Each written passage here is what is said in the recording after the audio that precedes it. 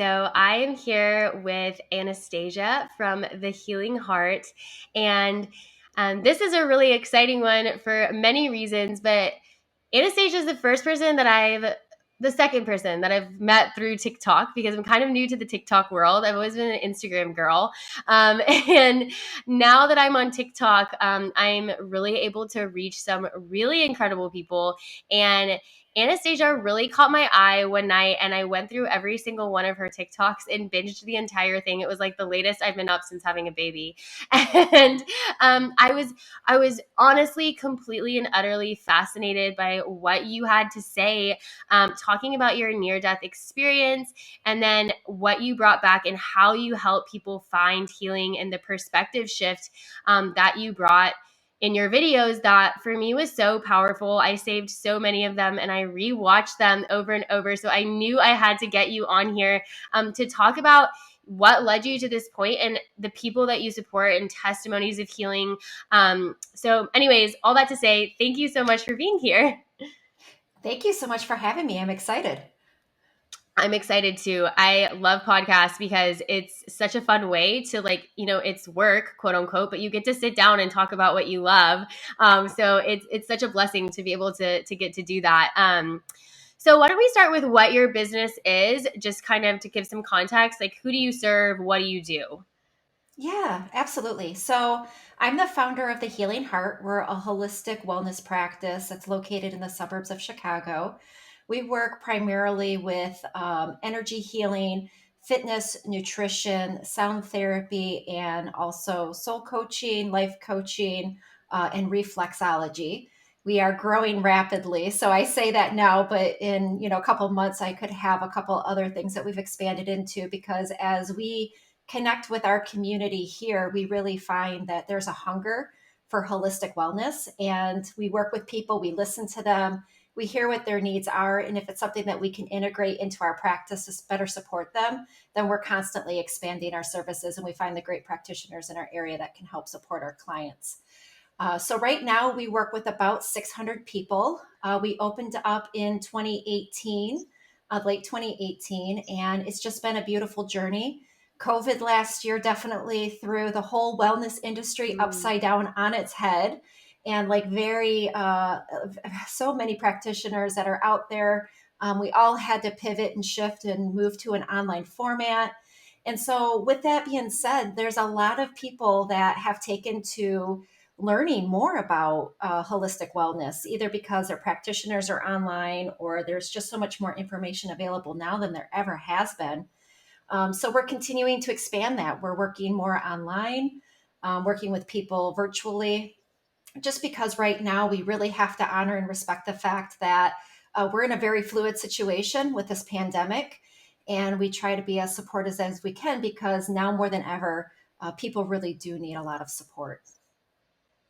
I love that though, because for example, with my clients, I'm working with clients. I have a client even in Qatar. And I love that, you can reach people from all over the world and that I can also direct them towards different practitioners. And now we can cast such a wide net. And it's like we're all just connected by our fierce pursuit of healing. And it's amazing to just be able to connect with people in this way. And I love social media when used properly in the way that we have, because you get to meet other amazing people like this. And that's another tool I have in my toolkit that I can recommend to my clients. So it's really exciting. And it's awesome that you guys have really pivoted in that direction, because I know you're helping people that you otherwise wouldn't be able to reach. But that sounds like an awesome clinic, by the way. Much, much needed. Okay, so 2018, I mean, that's pretty recent. So did you launch the clinic yourself? I did. I started off really just with a very basic practice with myself in a one room office that I was sharing with a counseling practice. And I offered primarily Reiki and fitness, more corrective exercise type of coaching, not necessarily traditional personal training, but more functional movement type of coaching. And it grew quickly. Within a couple of months, I had to move into another space and bring some additional practitioners on. And it's been fantastic. And I have to tell you, as much as this pandemic has really turned us upside down, it has been a silver lining because we're able to reach people that we've never been able to. People are able to reach us. I think our client that's the farthest away is in Greece. And so Wow. we work with people around the globe as well. And what I really love is when I started the practice, primarily around Reiki, my goal was to accelerate the awareness and availability of Reiki. That hands down was my mission because I myself had such a profound transformation when I was introduced to that back in 2012, that when I had the opportunity to open up a practice, it was so important for me to make it accessible and to provide an environment that was safe and comfortable for healing, but to provide education and awareness and access, and to get more trainers and practitioners out there. So that's been a huge part of this last year. The online format has given us that opportunity to really help us meet our mission. That's awesome.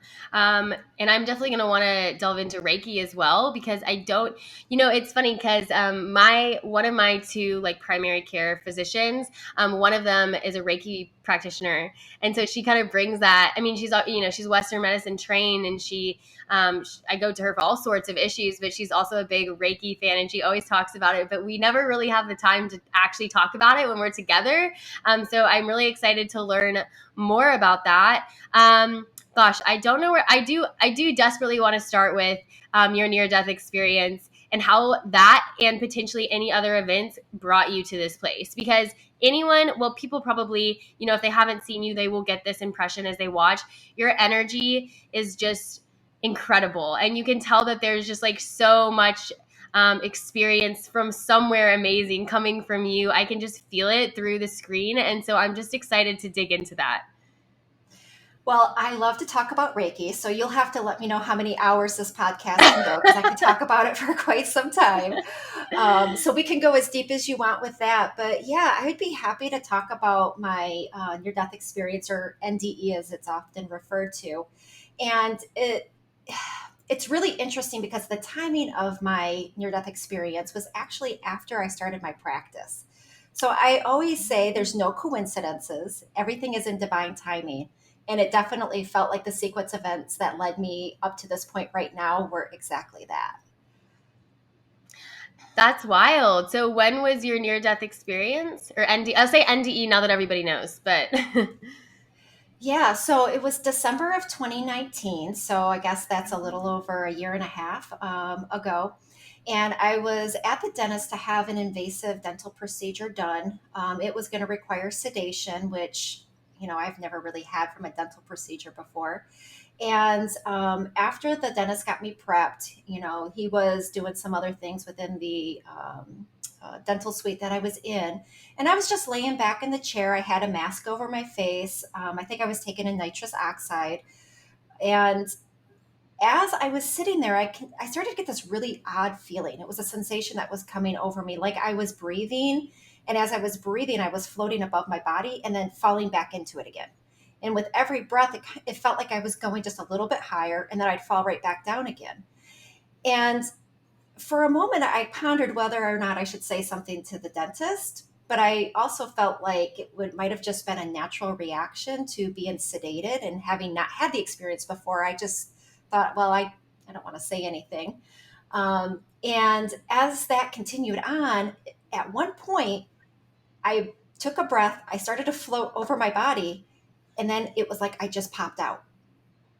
And all of a sudden, I'm in the ceiling looking down at myself.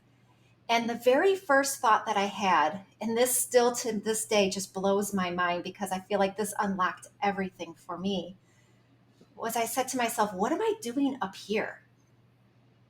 I didn't say, what am I doing down there in the chair where my physical body was? I said, what am I doing up here? Meaning I was identifying with whatever this part of me was that was not my physical body. It was the spirit, the soul, the consciousness. I kind of use all those words interchangeably because I don't necessarily, it wasn't like there was some voice that said, this is your soul that's hanging out in the ceiling. But I knew it was a part of me that felt very much complete, but it wasn't my body. And then looking down, I thought, and I say these things linearly, like one thing happened after another, but it felt more like everything happened instantaneously. And so I wondered, oh my gosh, am I dead? And I'm seeing, like, I'm looking at the dentist. The dentist doesn't appear to be alarmed. I look like I'm asleep in the chair. And in that moment, I flip upside down and I'm staring now at the ceiling. And I'm so close to the ceiling that it's like the ceiling is inches away from my nose. If I have a nose in the soul body, I don't know. But it's like I had just, it was so close. And I remember all of the little intricate details of the ceiling. Like I was looking at it microscopically, and everything was blown up and so big, and all the crevices and the dirt. And as I was taking it all in, I found it to be completely awe-inspiring. Like the dust on the ceiling had this quality to it that it was remarkable. It was like I was seeing it for the first time. And the next moment, it was like this lens came down, or I closed my eyes, I blinked, and I was gone. I was out of the room. And when the lens removed or I opened my eyes, I was in complete and total oneness. And this is the best way I can explain this. And I want to kind of pause for a moment, because what I experienced, I'm still trying to find words for. It's been, a year and a half, and I've told my story some on, the platforms that you talked about, but we don't have vocabulary for something like this. It is just not in our vernacular. It's not something that we talk about. We don't get taught things like this in school. And so creating a way to describe this experience has been part of my journey over the last year and a half. And so I connected to something that I call the oneness. And the reason I call it that is because it was immediately clear to me that every living soul entity, including myself and every soul that was on earth, was all part of this oneness. And that part of me that came out of my body, that I'll just call the soul, was connected to this oneness and was always connected to this oneness. But in my physical body, I didn't have an immediate awareness of it. But in this experience, it was complete. Now, where I was completely comforting. It was like a blanket. It felt, it was, it was every positive adjective that you could possibly think of. It was beautiful, but it was complete black darkness. It was a void. And so when you think about a void, there's that part of us that associates a void with something empty or lacking. But this void felt like what it was a void of was a void of anything that wasn't complete, meaning only completeness could exist there. And it was complete potential. It was everything that has ever been known, ever in the entire existence, was all available in this place. And as my awareness was connecting to it, it was like my awareness was expanding into the void. And so all of that knowing was becoming a part of me. We're here in the physical, we need to learn something. We have to take it in, our brain has to process it. Sometimes we have to be exposed to something multiple times before we truly understand something. In that place, that entire process was gone. It was instantaneous knowing. And so I had the awareness, the individual awareness that I was in this place and that I was connected. I still felt myself and all the feelings that I had, but I had none of the thoughts of my physical body. It's almost like, the best way I can explain it is, in this place, I would have had a hard time describing physical life. And I'm not entirely sure why, but the best I've been able to come up with at this point is almost because in our physical life, there are parts of us that are not complete with our connection to our soul that's part of this oneness. And because where I was, it was complete, it would have been impossible to talk about anything that wasn't complete. And so bringing that experience back, I can share it from this physical perspective. I could talk about the completeness that I experienced. But there, I would have had a really hard time talking about all the experiences here where our soul wasn't completely being expressed through the physical body. So all the pain, all the trauma, all of the difficult thoughts, they just didn't exist there. And what was really clear to me in that experience was it wasn't just for me, that this is what we are all a part of. That's what we all can return back to, is this creative potential, this place of complete healing. And healing is such a difficult word to use there because that almost sounds like, well, we can go into that place and not be healed. But compared to what we experience in the physical, it is absolute healing. And so as I was expanding into all of this knowing, I realized that I had access to everything there was to ever know in the entire universe. And I was curious. And I reflect back on this because I remember so vividly that I wanted to know everything, but I couldn't ask a question. I couldn't formulate a question in my mind. And the whole reason I couldn't was because a question would infer that there's something unknown, that there would be something out there that you'd have to find an answer to. The way that I was able to put my attention onto anything I wanted to know was by being curious and by feeling what it was that I wanted to understand. And I could do that for any question. I could do that for a connection to any person, place, anywhere in all of time. But in this place, there was no time. We were we're outside of time in that place. And so it's almost like here in the physical experience, our bodies like take a moment in time. It's almost like it expands it out. Like we take some moment on the soul level and it gets expanded out and we live that here in the physical. And that's what we call linear time. But on that soul level, there is no time. So everything, every experience our soul has ever had, and there are more experiences than just here on this physical life of Earth, they all happen instantaneously in that place. So that's why there's absolute knowing and knowledge, because every experience that's ever existed for every single soul is all known in that place. And so I don't know if I was there seconds, if I was there minutes, but I snapped back into my physical body and I opened my eyes and I was back in the dental chair again. And I was looking up and the dentist was looking down at me.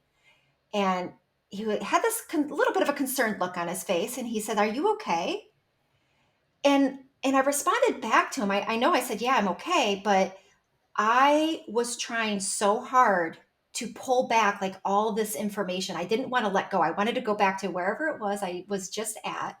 And I wanted all that information, all of that knowing to stay with me. But it felt like it was slipping through my fingers like grains of sand.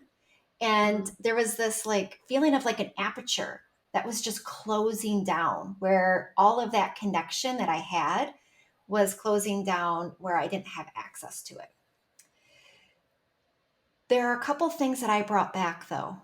The couple messages, knowings that I can feel through me, and that was so clear when I came back. One, that there is no good or bad in this life, meaning that the things that we do here are for our physical experience, but there isn't an ultimate consequence to what we experience on the other side. Meaning the concept of heaven or hell, or our judgment on the other side influencing what we get to experience. Our experiences here are for us to pick and choose based off of what we want and what our soul wants. And our physical body is like a sensory tool. It collects all this information on the physical experience and it shares that at the soul level. And so we have this great one-way communication where our physical body is giving all of this great information to our soul about what this experience is like. And it felt to me that the key for us is to open up that communication to being a two-way communication so that our physical body has a connection with the soul, and that we are truly, I mean, you hear the cliche mind, body, soul. There is an element of our soul connection that we are just starting to scratch the surface of. And the amount of healing that we can bring into this physical body once we open up to that soul connection is undeniable. And that's where you hear stories of, like, spontaneous remission and miracle healing.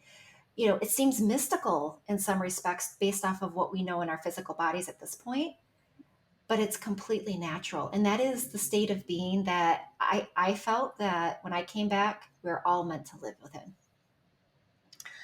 Oh, wow. So many, so many questions. That is incredible. I love, I mean, well, I especially love what you said about healing. I myself have really tried to tap into that, and I think that that's like why I initially connected with you so much when you started talking about that. Because for me, and I talk about this in my courses and in my coaching. For me, struggling, again, focusing on chronic illness and healing the physical body, I noticed that when I really ended up healing after 10 years of being sick was that moment that I realized that it's truly the mind, body, spirit. Like you can't really heal and isolate, not truly heal. Like you can find certain symptom relief on a temporary basis, I believe, but true, real healing. When I realized that it was the mind, body, soul, mind, body, spirit, or whatever, people kind of call it different things. That was the catalyst that quickly propelled me into finding healing. And ever since then, I've always been really fascinated with how to make that accessible to people who want to find healing, like how to bring these ideas that seem to kind of float in the ether, or these practices that people have that seem out of reach, how to bring that to people, because everybody can access that. It's within everybody, but it's kind of unlearning everything that you've been taught, and just going back to what's inside of you. Like, I say to my clients, 99.9%, I believe, of what you could ever need to heal your chronic condition is built inside of you, but the noise is muting your ability to heal. I do think that the part that's outside of you would be the right kind of practitioner to get you some data that you might need a little help with, but the rest of it, I think it's truly inside of you, and it's we have to help people build the confidence that they can, and then find accessible ways to get there. And so I love this story because it's just one other way to reach people. Like you said, sometimes we have to hear things. I certainly have to hear things multiple times, sometimes over years and years before it resonates. And I'm like, oh, and then that's life changing. And so hearing what you're saying from your experience and your perspective, I really think could be the catalyst for people to be like, okay, like this makes sense in this context. Yeah, and I guess that would be my next question. And it's kind of a big question, but we're talking about big topics. So how does someone access that? How someone who says like, oh, okay, so like this is the secret to healing, connecting with my soul and opening up that communication. Like, what is that? What, from your experience, what does that look like? What does that mean? So it's multidimensional, really, to get there. And I would never want to give anybody the impression that it's difficult, but it does require purposeful intent depending on how you're living your life right now. And so when we think about connecting to the soul, the way I connected through my NDE is I left my physical body. I had an experience and I brought it back in. Now, if I didn't have that experience, I would have to do something with my physical body to produce the type of physical conditions that would allow me to bring in that type of knowledge and knowing that I wouldn't have accessible to me anywhere here in the physical. And that could be really challenging because it would require somebody to live such a clean, healthy physical life. So you would need to have a very clean diet because the body is constantly responding to the nutrition that we put into it. You would have to be very active because you have to actually stimulate the mitochondria within the body so that it can process the energy in the right way. You have to have the right state of mind that allows you to be open to experiences that you've never had before. And then, of course, you have to have just the energy to be able to understand and process that and bring it in.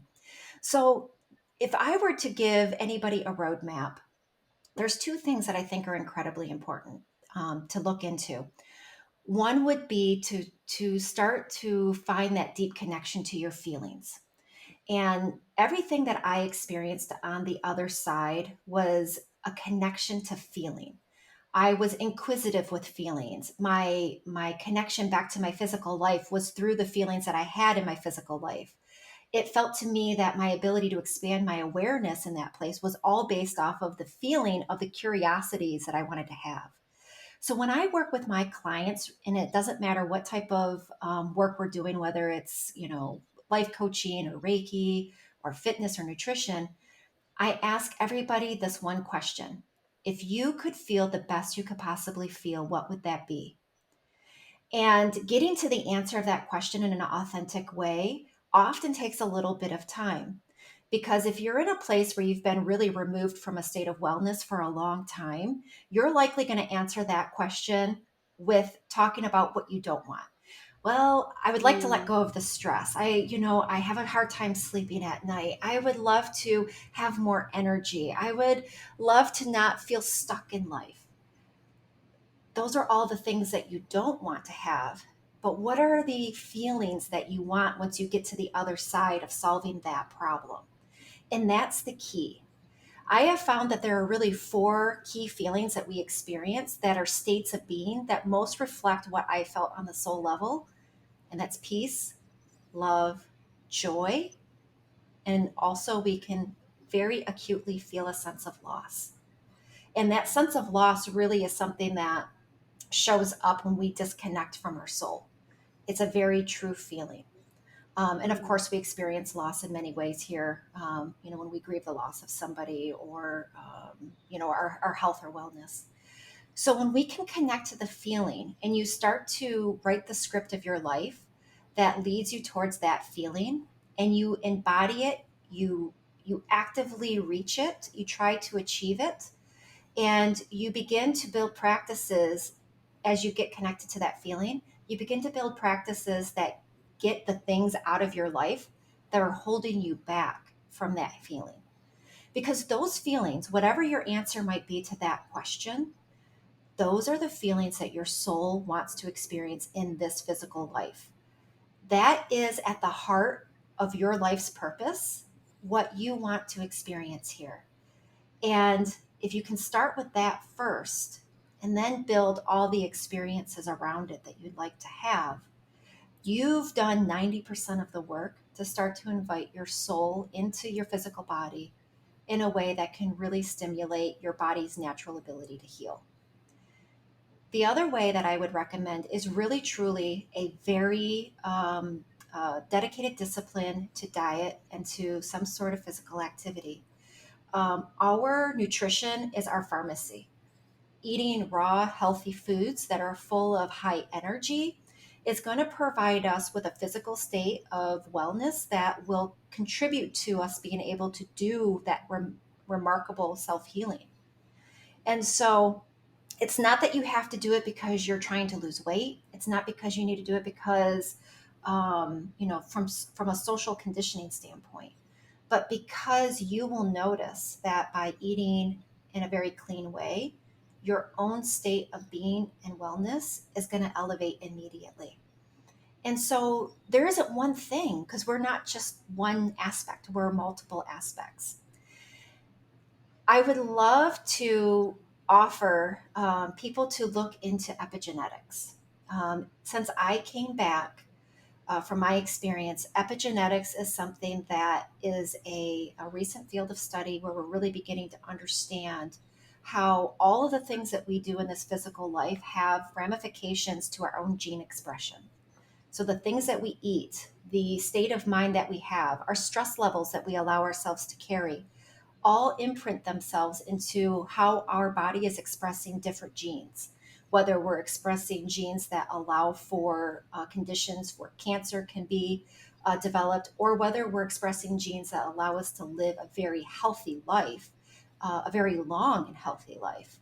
And that, coupled with energy healing and sound therapy, if you could put all that together, you have the best success to live a very healthy, and joyful life.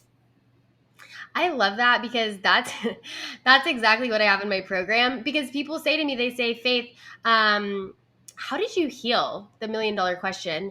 And I'm like, it's truly a multi-pronged approach. And I think a lot of people miss the mark when they're an expert. Usually when they get to me, they're an expert at some things. They're like, oh, my nutrition is on point. Like I'm eating all organic, nutrient dense food, whole foods, whatever. Great. I don't believe in a one size fits all diet. I believe food is medicine, and bioindividuality precludes a one size fits all diet. But I think awesome. But then there's the element of movement, and I also believe non toxic living can make a big impact on chronic conditions and just health optimization. And then there's the biggest part of the nervous system and belief systems and all of that, which to me is the majority of it. But what was I had a point there that I wanted to, like, I wrote it down because I was like, I can't forget to say it. Oh, so epigenetics, it's interesting you bring it up because I was just teaching this in one of my courses. Have you studied Dr. Bruce Lipton at all? I haven't studied him. Actually, where I got exposed to it was through Dr. Mitchell Gaynor, who unfortunately passed away several years ago, but he was doing some groundbreaking research in epigenetics, sound healing, and oncology work. And he was working with cancer Ah. patients with the notion of, how your genes are going to express with different types of diet, and also using sound therapy to help repress any genes that might create disease in the body. That's very interesting. Dr. Bruce Lipton talks a lot about how your subconscious affects your gene expression. And I love that because we talk a lot about beliefs and how really at the end of the day, changing your reality starts with changing what you believe and changing how you view the world. And, we constantly are looking outside of us, and it's like I shout it from the rooftops, like, but look inside, look inside. It's it's you are the way that your reality will change. But I love everything to be. I'm a big data driven person. It's what I studied in university. And so I love Dr. Bruce Lipton because he's one of the leading stem cell scientists in the world, and he really brings the data, the empirical evidence to your subconscious. Like, we know your subconscious literally manifests on the physical plane through chemical messengers in your brain, but beyond that, it's impacting your DNA expression literally through the way that you're thinking, not just the way that you're interacting with your environment. And I am a huge believer of everything you said. One of the most instrumental things in my healing was using food medicinally, like you said, and moving my body and all of that. But I think that it's really interesting to be able to have that data now to show that literally the way that you think about your reality is going to affect the way that your genes express themselves on the physical level, which really ties into exactly what you're talking about. But a lot of people that I run into are like, nonsense. And I'm like, hey, we actually have like data to prove, and hopefully we'll have more, continue to have more data to prove these concepts that we're talking about. Yeah, I think that is one of the beauties and challenges with science. We have concepts of like leading and lagging indicators that we can tap into. And when it comes to science, science is really good at the lagging indicators, meaning that science can take a look at something, measure it, and give a response as far as what is possible, what's measured, what were the outcomes. Those are all the lagging indicators. But in order for us to really take a quantum leap forward in our own evolution and our own wellness, we have to also look at the leading indicators. And leading indicators are things like looking at epigenetics, is looking at these types of experiences that several people are having that maybe we don't have a way to scientifically measure it right now. But if we didn't have those experiences, we wouldn't know to go measure it. So we have to have both. And as we look at, this building the bridge between science and spirituality, or holistic wellness and alternative practices and Western medicine, as you bring that all together, we really need both, right? We need to have a way to have both parties at the table, to be able to have intelligent conversations, for there to be respectful dialogue and discourse, because that's how we will take those quantum leap forward. And I think we're getting closer. I think there are people like Dr. Eben Alexander, who was a neuroscientist scientist who taught at Harvard. He himself had a near death experience. And he came back, and because of his academic background and his expertise, he was able to really study from his own firsthand experience. And he was kind of a living, breathing representation of both the leading and the lagging indicators, because he was able to bring them both together to paint a picture of what was happening. And as more of us have these experiences, and we have this great platform like podcasts and the internet to share, the more we're going to accelerate our understanding. And I think that is going to be the key to us really finding true healing in our future. Absolutely. And it's truly, it's evolution. And I think people need to understand that the feeling of discomfort is the whole point of evolution. Like, people aren't going to evolve in a place that's comfortable.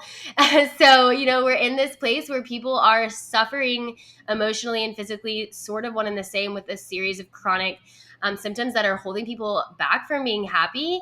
And it's uncomfortable to challenge what you know to be true and have to take that quantum leap.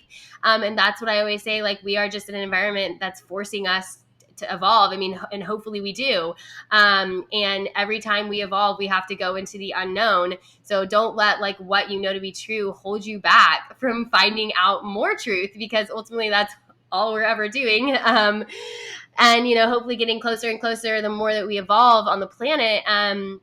But I also thought it was interesting, the point that you made about there not being right and wrong. And I was loving the comments, because I was like, oh, I bet this is like a whole controversial thing on TikTok, because TikTok just is savage. Like, Instagram is really a very kind community, but gosh, even this morning I made the mistake of looking at my TikTok while I was on a walk with the baby, and I was like just getting so many comments, and I'm like, okay, it's fine. I don't even know who these people are. But it's like, it's really people are not afraid to tell you they disagree with you on TikTok. But I loved that, what you said. I grew up in a very stringent religious background, and I'm no longer part of any organized religion, but I definitely consider myself, I guess, spiritual. I don't really have a name. Just due to the experience that I had healing my own self in many ways. And I love that. And I feel like looking at it from that perspective, like, people being able to step in that perspective is a really good way to really be honest with yourself. Like, what of those beliefs are holding you back as well?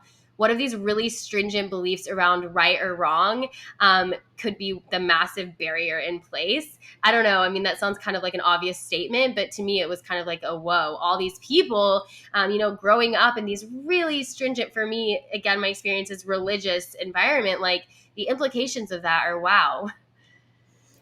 Yeah, so right or wrong is a tricky thing, because it's always going to be relative.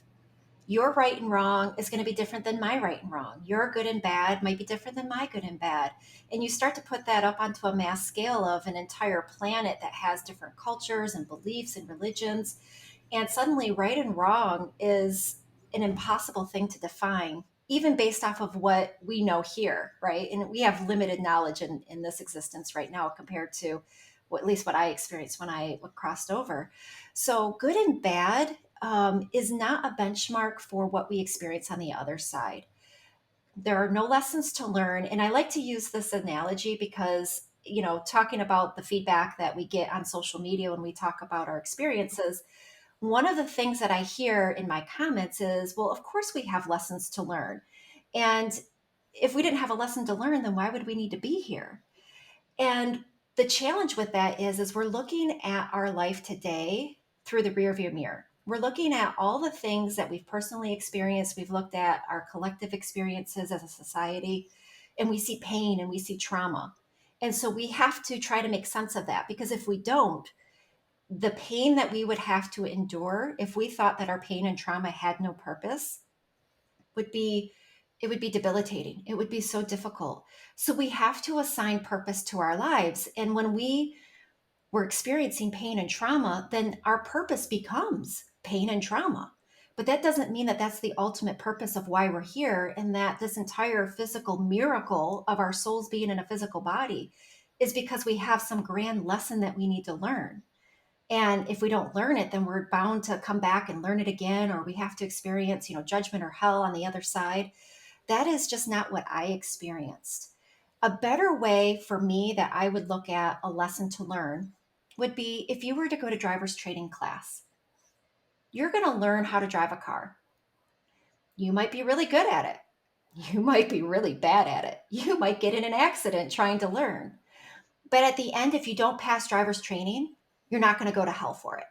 You might decide to take the class again if you weren't great. But you ultimately, what you're doing is you're trying to learn a skill. You're trying to understand how to navigate a car so that you can get from one experience to the other. So think about the physical body like a vehicle for the soul. The soul is learning how to navigate, and the body, through generations, we're learning how to open up more and more to the soul. Every generation, and this is where I think epigenetics plays the largest role, every generation that we can pass down a greater awareness of our connection to the soul is the more we're giving access to the next generation to open up that door even more. And that's where we're going to see profound healing. That's where we're going to see what we would call miraculous healing. And if we can do that, then we have created the learning to have a fantastic, wonderful, joyful experience here. But if we don't, we're not doomed in this life. And for me, having that awareness and that, and not even just awareness, that knowing, it is a part of me. What a relief. I cannot tell you how much of my life through my experiences and different belief systems I've been exposed to in my life, knowing that I'm really just here to bring the soul experience or heaven or bliss into the physical. I'm not here to try to check boxes so that I can achieve some status or some accomplishment in the physical so that way I can be on the other side and then have the bliss. We're here to bring that into this experience and to live it day in and day out. And we are completely equipped to do that through our connection with our soul. I love that. I love to, I'm hearing a lot of like what I bring into what I teach my clients, but from a different perspective.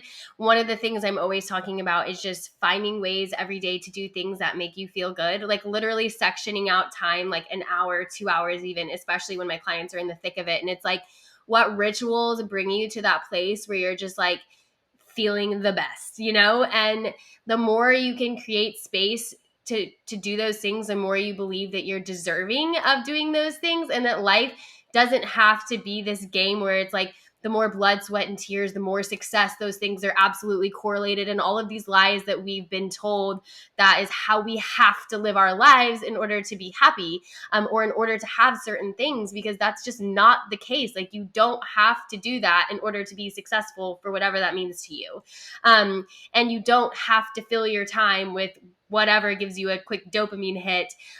You could just sit and do something that makes you feel good. Like, that is probably the most productive thing that you could do, but it takes so much unlearning to get there. But it's funny because you just kind of explained why that works. Like, to me, I have sort of a different explanation as to why stepping into what makes you feel good is so healing. But I loved hearing what you said just there. Yeah, one of the things that I like to do with my clients that I'm working with is I ask them to play the pretend game. And to do this over, a couple days a week over and try to be consistent with it and do it multiple times.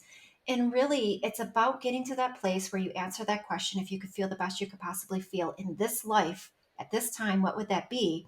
And then to spend an afternoon pretending, because we have to your point, we really have to work on unraveling all of the mental states that keep us locked away from our highest feelings.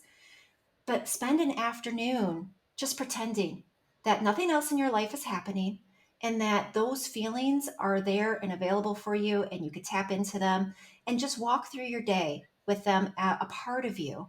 And as things come up and you're going to have those thoughts that are telling you, oh, this is silly, or this isn't really how life is hard, or I'm wasting time, to just pretend that none of that matters for that period of time, and really pay attention when you can step into that and allow yourself to do that, how your own energy and your own internal state of being shifts, because you will feel a sense of energy. You'll feel a sense of being uplifted. Your entire state of physical stress and tension begins to dissipate. and all you had to do was just pretend. So imagine when you get to the point to where you become into that state of flow all the time. Imagine the experiences you have when you realize that you made the choice to do that one afternoon. And because of that, you can make the choice again and again and again until it just becomes your state of being. And that helps you then get that subconscious reprogramming that allows you to live in a state of flow on a day to day basis. Yeah, I mean, and that's how you change your reality right there. Mhm. It's inside of you. It really is. Yeah, I mean, that's it's brain and you know, it's funny. I have a friend who she helps people with chronic conditions through brain training. She had tick-borne illness, and she just really started studying neuroplasticity after just everything didn't work for her. And it's that same story where you kind of go through many years trying all of the things, and unfortunately, because the system isn't set up to support people with chronic conditions, you know, a lot of people turn to other modalities of healing. And so she, you know, it's a similar practice, but she helps people now through brain training, doing it very like what you said on a daily basis, find healing. And they're pretty much strictly using that. Like, you know, they usually have some of the other variables like kind of in place, but really and truly it's like daily. And like you said, it's the intention behind it. Like, I think a lot of people are like, oh, it just didn't work for me. But it's like, one, not just going through the motions for the sake of it, but really like putting that intention there. And two, actually doing it every day, because people say, how do you stay motivated? Well, motivation is fleeting. So it's more just like having the discipline to actually do it with intent and be fully present. And I feel like those are the two things that you need. And then you can do it no matter where you are or who you are. Yeah, when you get really honed in on the feelings that the state of being that you want to experience, then those other efforts become easier. The discipline becomes easier because you're actually giving your brain a new reward. And so when you think about the brain truly being the mechanism that is put in place to keep the physical body alive, to help us learn what is satisfying and pleasurable, but also to help us learn what to avoid and what is going to ultimately harm us. When you start to consciously put things in your experience that create a sense of being uplifted and of wellness, you're training your brain to seek those things more. And so it accelerates your ability to get closer and closer and closer. But you want to do that while also recognizing the fact that there's a whole part of you that isn't dependent on your brain.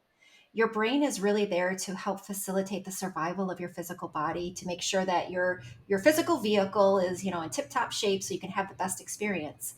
But ultimately, it's that other part of you. It's that deeper part of you, the soul, the spirit, that's here in the physical body that wants to have the experience. So allowing that to come through so that, they're integrated together is really where true creation, manifestation, that's where that happens. Yeah, I think that that's such a good point too, because people, we need to understand that our brains are really just like computers in a sense. So it's like, if you can understand it, you can hack it. So living without trying to understand it, it's like you're living on autopilot. You're going through the same things. It's the same circuitry. It's the same neural networks over and over and over. And from a survival standpoint, that's super advantageous because it's black and white if you need to survive. Like, if a lion is coming, you have to go through the same motions because you want to be on autopilot, because that's going to help you survive. But now, hopefully, we don't have lions in our backyard. And we don't really need to live life that way, which again brings us back to that point of evolution. Like, our environment is different. It's conducive to evolving into rewiring. And so when you understand that the brain operates on autopilot, you can start to live your life by design, and you can hack it and create new neural networks just by doing like what you said there, just stepping into a feeling and rewarding your brain, and teaching it and training it, and then new neural networks form and it becomes habitual, like you said. So it's easier, and your body goes on autopilot, but in the right direction. And that's how you train your brain and hack the system. And so I think that people sometimes can be kind of hard on themselves because they're like, I'm just a negative person, or I don't know why I keep doing this. And like, it's not you really. Like, this is just the way that our brains work, and we simply just need to understand them and then use that information to our advantage. Yeah, I like to think about, my experience where I came back with the understanding that our bodies are like a physical sensory tool for the soul. Our soul is like a sensory input to the physical body. And so, where we can focus on our sight, we can focus on our hearing, we can focus on the taste, touch, smell, we can also focus on the soul. But just like if you're going through your day to day life and you're not really being mindful and aware, you're going to miss out on so much. There might be sights and sounds and experiences that you bypass because the brain just isn't interested in it. You haven't consciously made the choice to focus in on it. So the soul is like another sensory input. And that sensory input is helping the brain understand and learn what the soul knows. And that's where it's such a difficult thing to explain, because all that knowing that I connected to on the other side would be impossible for me to bring into my physical brain, because the physical brain just isn't advanced enough yet to be able to establish all those neural networks to bring that knowledge in. It would have to, it's a process. Our brain needs to process information. And so I would have to process that, and I may need to process it over my entire lifetime to really tap into everything that I connected with on the other side. But if we can open up to that and understand that that soul, that spirit is a part of us that really is the pool of our healing and our wellness. And when we start to put our mind to it, our mindfulness to opening up to that, we open up the doorway to bringing that into this physical experience. So the best way to, or not the best, but a practical way to connect with that, you would say, really is feelings. Mm-hmm. Being in the feeling, experiencing the feeling, being very conscious to walk in that or pretend that you're in that. Yeah, so feeling and emotion are two different things. And I think that is a very important thing to distinguish. So when I talk about a feeling, I'm talking about a state of being. I'm not talking about, something that we have that's fleeting, like, oh, I just got a promotion at work and I'm super excited. And then, a week later, that excitement dies down and it comes back to something that you experience day to day. I'm talking about a state of being. And so the soul is complete, the feelings are complete. And I can give you an example. What is something that you love to do that you can totally lose time in? Cooking. Cooking. So if you were to make a decision to cook a beautiful meal and you're pouring everything into it, you are you've got some special ingredients and you're going to be cooking it for somebody that you really care about. You're going to, you're going to enjoy that meal. And you are in just such a state of flow while you're cooking. And at that time, you may not even notice time exists. You might think after you're done, where did all the time go? It might have been like you started and you were doing it, but at some point you realize that time just flew by and you didn't even notice it. Could you imagine yourself in that moment stopping and saying, I really wonder what the purpose of my life is? There's got to be more to life than this. You wouldn't, because No. that is an example of what it is like when we are completely connected to that part of us that is that deeper experience, that part that wants to experience the physical. It feels complete. That moment while you were cooking, in and of itself, was complete. And you likely didn't have much judgment. You probably weren't thinking, you were just experiencing it. That is what our souls feel like. It feels like those moments that we're just in the flow. And so the more we can get out of the way and just allow that flow, the more we can surrender to that, the more we can surrender to the fact that we're supposed to live the best life possible, that this life is meant to be joyful and blissful, and that we aren't here because we have to suffer. We aren't here because we have to heal. But through that connection, we are going to heal the physical body, the physical humanity. And we'll do that faster and faster the more we connect to that part of us. And I would imagine then that there are, there's always boundary setting, but there are some serious things that got in the way. Because just literally thinking about being in my kitchen and then my phone going ding, ding. And then, you step straight out of that and you bring it back to stupid mundane thing that, which I've been doing lately. I turned all my notifications off a while ago. So when like I'm done with work, like, because, I have Instagram, TikTok, the podcast, emails, you have the same scenario, I'm sure. And I was noticing, again, it's a simple thing, but really and truly, do we realize like how much that's like bringing us back and taking us out of that state? Are there some other things that you tell your clients, like, here are some quick wins that you can remove from your environment to stay in that state? Yeah, and that's where, something like meditation and Reiki really becomes an instrumental tool, because think about meeting your spirit halfway with the physical body. We have to create the conditions in the physical body that allows that part of us to be very present more often. And so, just like if you didn't have great eyesight, you would need something to help support that eyesight. You would need glasses or contacts, or you might go in and have some sort of corrective surgery done. The same thing happens with meeting the physical body with the spirit. And Reiki helps to raise the conditions within the body that helps us maintain that for longer periods of time. And so you'll talk to Reiki practitioners, particularly those that have been practicing, on a regular basis for some time, and you'll notice there's a different quality about them. They have a state of ease, a state of being Mm. that you really can't necessarily describe or put your finger on.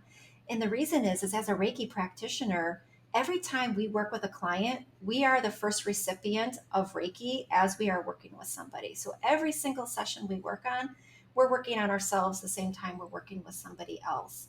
And so over a period of time, you accumulate and you move the bar on your own physical capacity to hold higher and higher states of energy and joy. So I have to know then. Tell me, let's go into Reiki, because first of all, I need a book with you, because I haven't done it, but I would love to learn. So tell me, like, what is Reiki? So the best way I can explain it is it's just the energy that exists around us that animates life. It's life force energy. It's completely neutral. It isn't tied to any belief system.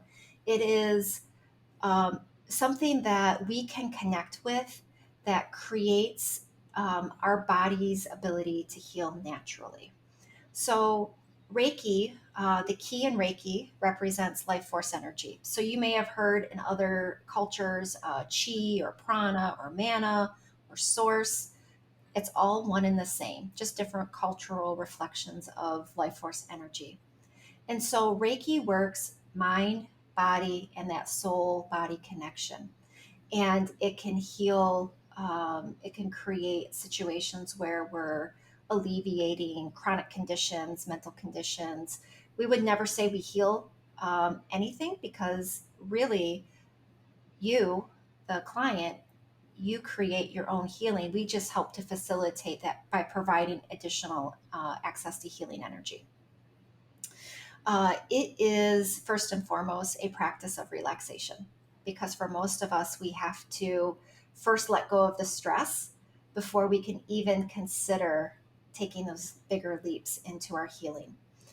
So it is a practice of relaxation and harmony within the body. I like to say that Reiki provides a higher perspective. It helps to provide objectivity. So when we have a traumatic event happen, we're often in the midst of that trauma. And I like to say that pain drains, because that's exactly what happens with our energy. So Reiki can act kind of as like a healing salve to provide the right conditions to heal out of that trauma, that crisis state, so that you can find a different perspective that allows you to take even bigger leaps forward with your healing. Because if you are feeling drained, that's a really good indication that your state of mind and your mindset is not supporting you. But when you can Mm. hit a sense of either detachment or a sense of objectivity, maybe even a sense of joy, then you know that you're in a position to really start to address things that have been traumatic. And Reiki will help with that. So how does a session work? Like, what does that kind of relationship even look like? So, with clients, we work with them in the studio one on one, and we also work over distance. So because Reiki is life force energy, it's accessible to us. There is no boundary to time or space. It's around us constantly. So we work with people in session where it's light hands-on touch. It's not like a massage, and it is done quietly and intuitively. Sessions usually last anywhere between 40 to 90 minutes, depending on the client. We may incorporate things like sound therapy into the session itself. But ultimately, we're working with the meridian system. We're working with the helping to clear and support the biological and physiology within the body. And then also, as part of the sessions themselves, I work with clients and I help coach based off of, because I'm very sensitive, what I feel and experience with somebody to help them overcome the limitations that might be holding them back from their own healing. I don't know why I never dipped into Reiki in my whole healing journey. Like, this sounds amazing. And okay, so wh- I suppose that this would apply to really anyone who's trying to heal, wouldn't it? Yeah, Yeah. absolutely. Most people today, Reiki is so much more mainstream than it was even 5 or 10 years ago. I became a Reiki master back in 2014.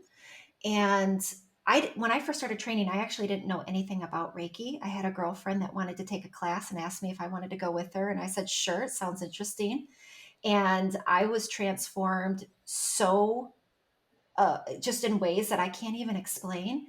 That after my first training class, I just said, I have to know more. I have to understand what this is, because I had so much relief that I had never experienced before. And despite having, I was a survivor of physical and sexual abuse as a child. And so I had 15 years of talk therapy at this point, and one Hmm. Reiki session provided me with more relief than that 15 years. Now, I say that, and I don't want to make it sound like somebody should give up all of their practices that are helping them get well and to heal. But I will say that the 15 years of my therapy put me in a place where I was open to it and I allowed myself to take that next step. So everything works together. Reiki is very complementary. It works with all other modalities. And I would recommend that to use it with other modalities like talk therapy, acupuncture, sound therapy, cupping. Those are all fantastic modalities for healing and wellness. And so when you get to that place to where you're really open to it, you don't have to have any belief system. You don't have to really, get to a certain place. You just have to be open to allow yourself to ultimately to feel better. Well, I'm definitely going to book in a session with you if you're taking new clients. I don't know. Are you taking new clients? I am. I'm working primarily virtually with everybody at this point. Yeah. What about sound therapy? Because that's not actually it's funny that you say that because I have a friend who coaches, like, she does women retreats in nature, and it's called rewilding, and just literally healing through being in nature. And one of the things that she like put on Instagram the other day was sound bliss. I don't know, she posted something and it was like an hour long video, and I actually never really struggle with sleep, but this week has been something else for the move and all of the logistical things on top of working. And I thought, okay, this sounds nice. I'm just going to listen to this. And I was like, whoa, this is amazing. So it's funny that like I literally just heard that earlier this week. I'd love to hear more about that because it's not something that I dipped into at all. Yeah, so again, Dr. Mitchell Gaynor has some fantastic material out there. He has a book that's called The Healing Power of Sound. And essentially, the basis of it is our DNA is mathematically driven off of the Fibonacci sequence, the Fibonacci numbers. Everything in nature is based off of the same mathematical principles. And music is also based off of that as well. And so there's a natural harmonic resonance that happens when you merge the physical body with sound. The vibration that the physical body can pick up from sound actually creates a state of our harmonic well-being that the body is naturally seeking. And so when we find ourselves in a state of disease, we are out of our own harmonic resonance. And so music and sound therapy and certain vibrations, certain hertz, help to align to the natural resonance that the body has. And different parts of your biological function, your physiology, have different types of natural harmonic sound. There is a researcher, and it's been several years since I've looked into it, but there was a researcher who looked at the impact of prayer and sound on water, and how different types of applications, whether they were harmonious and loving and peaceful, would create these beautiful shapes within water versus having things like anger and resentment, and then looking at it under a microscope, how the actual crystalline structures are different in those different states of being. Wow. And so you consider the fact that the body is 75% water. We are a natural conduit for creating our own mathematical, geometric harmony. And we can easily disrupt that as well with stressful thoughts and disease and chronic illness in the body. So how do we access this? Like if someone's interested with like, ooh, what do I start listening to? What does that look like? I would recommend, if you're somewhere where you can be, in an actual location, to do like a gong bath, a sound bath, singing bowls, things of that nature. Because you really want to, as much as you can, try to immerse yourself in the actual vibration of the music. If you're not able to, there's so many different resources online for different types of frequencies. So you could look up, sound healing for depression, for example, and you'll be able to find a lot of different resources for that. The other thing is binaural beats. That is also a very great tool. It's accessible to help with training the brain and to create the right type of mental conditions that will support the healing as well.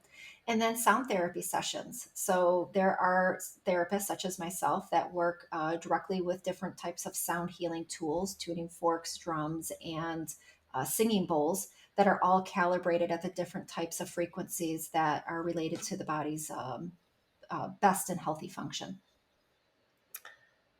That's so. I just learned about binaural beats literally this week.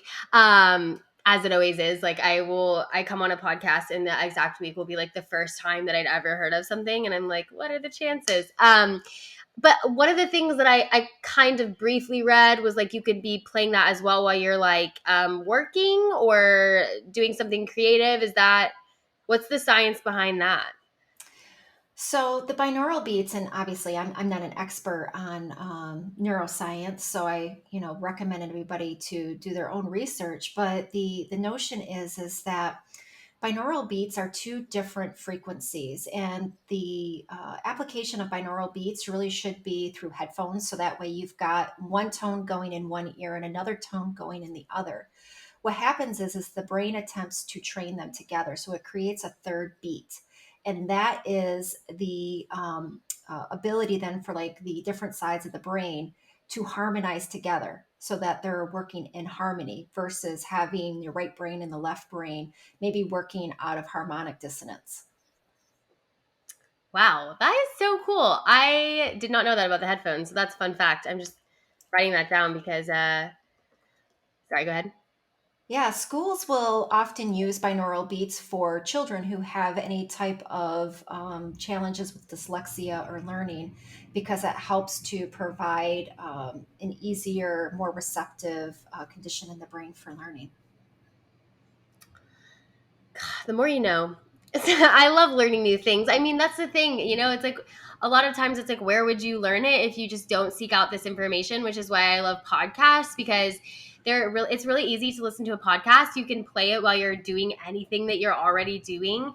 And it's a really good way to collect evidence to help, open your mind. And where else would you learn this kind of information? Like I'd never heard of that. And I feel like I'm an avid researcher myself, but believe it or not, and that's because also like you only have so many practitioners, and there's probably not one practitioner who's going to use like all of these modalities. And so unless you just kind of like experimentally dip into different things or speak to people like you who have these amazing testimonies, it's kind of like, how would you know?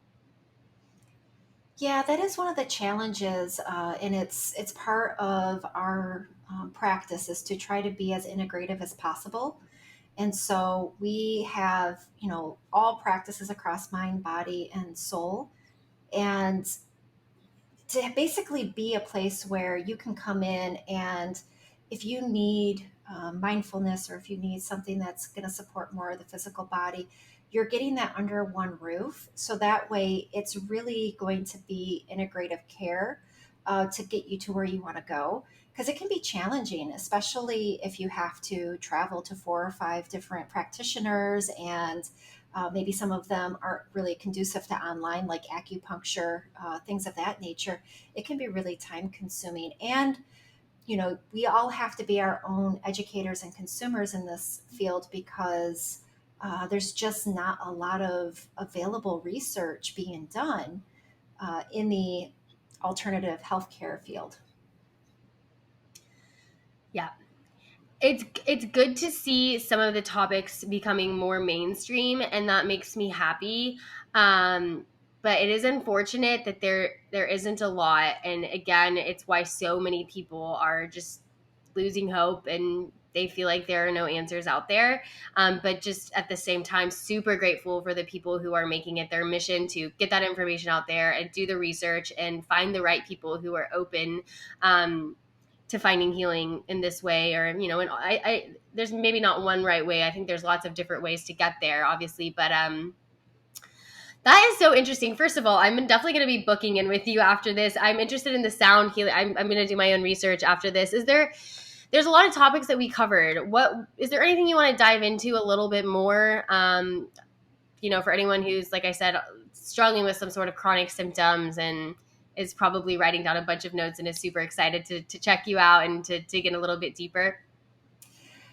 You know what, the best thing that I can offer anybody, we talked about a lot of different topics that all play into our wellness. Pay attention to what resonates with you because there is that part of you that is completely intuitive and knows the path to your wellness. And we just have to tune into that. So as you're hearing and learning and researching, really notice what it is that jumps out to you because there's a part of you subconsciously that knows that that is something that will ultimately lead you maybe to the next step. And, think about it that way. It is all a journey. We might feel like something is insignificant and we might say, oh, that's not worth my time. But there might be an experience in that one event that gives you a piece of knowledge that you didn't have, or an understanding that's just enough that then prepares you for that next big aha.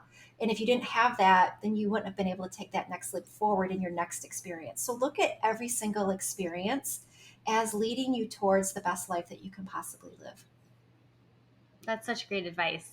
Intuition is so important, and so many people quiet their intuition because, unfortunately, in my experience, when we go to practitioners who say it's in your head or there's nothing wrong, the lab work looks normal, and we're kind of told to quiet the voice inside that's fighting for our health, fighting for our happiness in our bodies, and it's really no malintent on either side, but I just think that's the way that it is. And so I love that message to trust your intuition because your path. Everybody's journey to that end destination is going to look different. So as much as you search outside of you, getting really clear on what's inside of you is going to be the most beneficial thing. So thank you so much for all of your insight. And before we go, can you just tell us where we can find you? Obviously, I'll put that in the show notes, but just so people have it right here. Yeah. So my website is theheartshines.com. And I'm on TikTok, also at the same name, theheartshines.com. And we host several different events throughout the month, so you can find those on our website. We work with people through an online sanctuary, so if there are events there that are interesting, you can find sound baths, guided meditation, distance Reiki, soul groups. So we have a lot of resources that are available for people that are all over the country. So those are like they can book in to do those individual sessions, or you have groups of people who are coming in for like sound or virtual sound baths and stuff like that. Oh, we offer both. So Wow. if it's something that you want to work one on one with somebody, and that's where you're at right now, we have that available. But if you're looking more, maybe you're just wanting to support some other work that you're doing, or you're just getting involved, we have group sessions and things online that you can participate in. That's awesome. Awesome. Well, thank you so much. This is just so awesome and so fun to be able to speak with you face to face. I really appreciate your time. I appreciate it too. Thank you for having me on here.